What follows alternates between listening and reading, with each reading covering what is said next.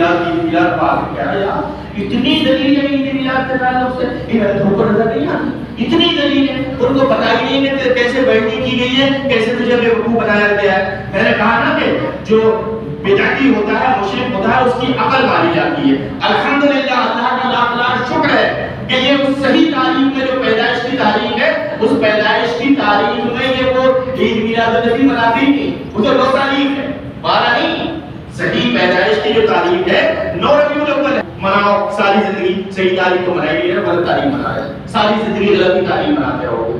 تو یہ جو بدعت ہے، میں نے آپ کو پورا ڈیٹیل سے سمجھا دیا کہ جو نبی صلی اللہ علیہ وسلم کے زمانے میں تھی، بدعت اصل میں کہتے ہیں اس چیز کو جو دین میں کوئی نئی چیز پیدا کی جائے جس کی دلیل پہلے سے قرآن حدیث میں نہ ہو، اور وہ دین سمجھ کر رائج کی جائے، اس کو بدعت کہتے ہیں۔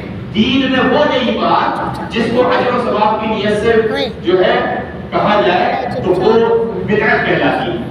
لیکن کسی کو کتنی آسان چیز نیت سے، لیکن آپ کسی کو سمجھا دینا کہ یہ تو بدعت ہے، نبی کے زمانے میں یہ تھی، تو آپ سے نبی کے زمانے میں جو کچھ نہیں تھا وہ سب بدعت، پھر تو یہ بیٹی کاٹ کا کپڑا بھی پہننا بدعت، پھر تو یہ لفظ بھی بدعت، پھر تو یہ کوئی بھی بدعت، پھر تو یہ ٹائلس لگانا یہ بھی بدعت، پھر تو بھی بدعت، تیرا باپ بھی بدعت، تیرا دادا بھی بدعت، سب بدعت، سب کو بدعت بتا دے گا، کیونکہ یہ سب نبی کے زمانے میں نہیں ہے۔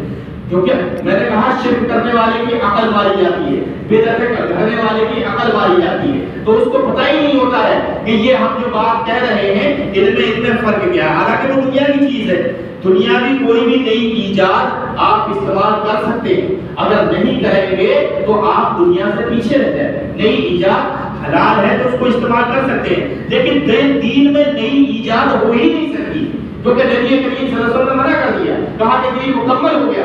جو چیز مکمل ہو جاتی ہے اس میں نئی ایجاد نہیں ہوتی۔ مثال کے طور پر اگر آپ گلاس میں پانی رکھا ہو، اگر اس گلاس میں آپ نے پانی بھر کر دے دیا، کہا یہ مکمل ہے، اس میں ایک بوند آپ نے پانی ڈالا، اگر وہ ایک بوند پانی اس میں پھر بھی آ جاتا ہے تو مکمل نہیں ہے۔ مکمل کب ہوگا کہ اگر ایک بوند پانی آپ نے ڈالا اور وہ بوند نیچے گر جائے گی، پانی اس میں گلاس میں نہیں جائے گا تو وہ مکمل ہوتا ہے۔ سمجھ رہے؟ تو دین مکمل ہے اور دین پہلے ہی مکمل ہو گیا تھا۔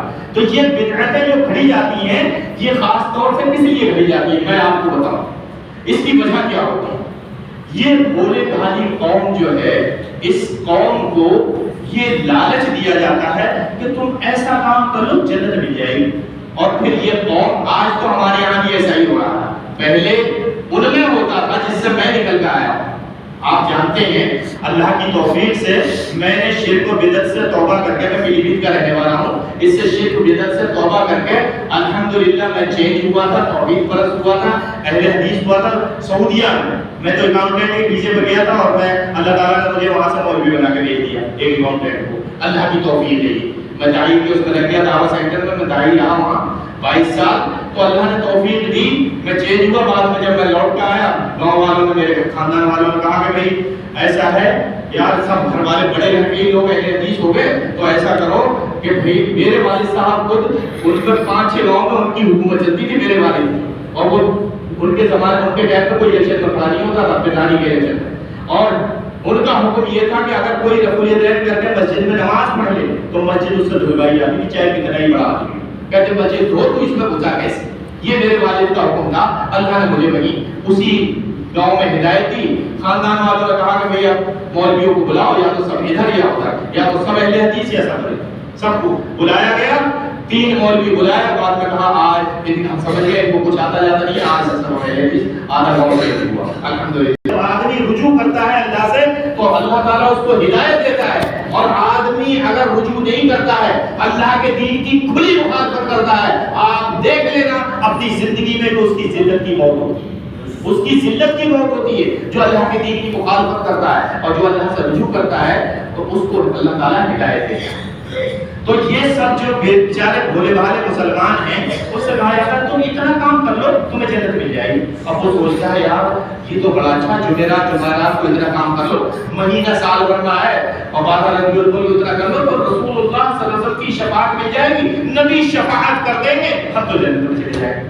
بس اب نماز پڑھو یا مت پڑھو، روزہ رکھو یا مت، اسی لیے بالکل نماز سے گول ہوتے ہیں، نماز نہیں پڑھتے ہیں اور سوچتے ہیں کہ اب تو نبی کی شفاعت سے ہم جنت میں چلے جائیں گے. سنیں اللہ کے بندو، جو شخص نبی کی شفاعت سے جنت میں جا سکتا ہے، اگر نبی نے شکایت کر دی تو پھر اس کو جہنم میں جانے سے بھی کوئی روک سکتا نہیں.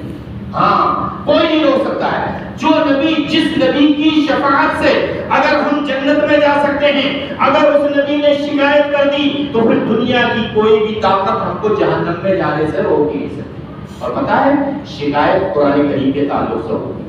اللہ وحدہ لا شریک له فرماتا ہے وقال الرسول، اور رسول یہ کہتا ہے وقال الرسول یا ربی، اے میرے رب ان قوم اتخذوا هذا القرآن محجورا، یہ میری قوم تھی جس نے کہ اس قرآن کریم کو پس پشت ڈالا.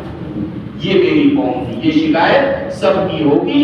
ہوشیار رہنا، قرآن کریم کا ترجمہ اپنی زندگی میں ایک بار ضرور پڑھنا. میں نے کہا کہ ایسے ہی کر کے لوگوں کو بیوقوف بنا کے اور یہ دین میں ایسی نئی چیزیں کرتے ہیں. حالانکہ نبی جو کہہ رہے ہیں ذرا اس کو دھیان سے سنو. آپ صلی اللہ علیہ وسلم نے ارشاد فرمایا لیس من شیء یقربکم الی الجنہ ویبعدکم من النار الا قد امرتکم بہ. دنیا میں کوئی بھی ایسی چیز نہیں ہے جو تم کو جنت میں لے جانے والی تھی اور میں نے تم کو بتانا تھی. کوئی ایسی چیز نبی اعلان کر کے چلے گئے. اعلان کر دیا کہ دنیا میں کوئی بھی ایسی چیز نہیں ہے جو تم کو جنت میں لے جانے والی تھی اور میں نے تم کو بتانا تھی. اور دنیا میں کوئی بھی ایسی چیز نہیں ہے جو تم کو جہنم میں لے جانے والی تھی اور میں نے تم کو اس سے ڈرانا کیا. کوئی، یہ نبی کا اعلان ہے. اللہ کے بندو، اللہ کی مانو، اس کے رسول کی مانو. یہی سے صحیح دی ہے. جب نبی نے ساری باتیں بتائی تو جنت میں جانے کے فارمولے نبی نے نہیں بتائے. نبی نے جب ساری باتیں بتا دی تو یہ نہیں بتایا کہ آدمی جنت میں کیسے جائے گا. سنو آخری حدیث میں بیان کر رہا ہوں. سنیں نبی صلی اللہ علیہ وسلم نے جو فارمولہ بتایا وہ جنت میں جانے کا اسی حجۃ الوداع میں بتایا. اسی حج میں وہ فارمولہ سنیں. آپ صلی اللہ علیہ وسلم ارشاد فرماتے ہیں کہ یا ایھا الناس، اے دنیا کے انسان، انہ لا نبی بعدی، اب میرے بعد کوئی نبی، اب میرے بعد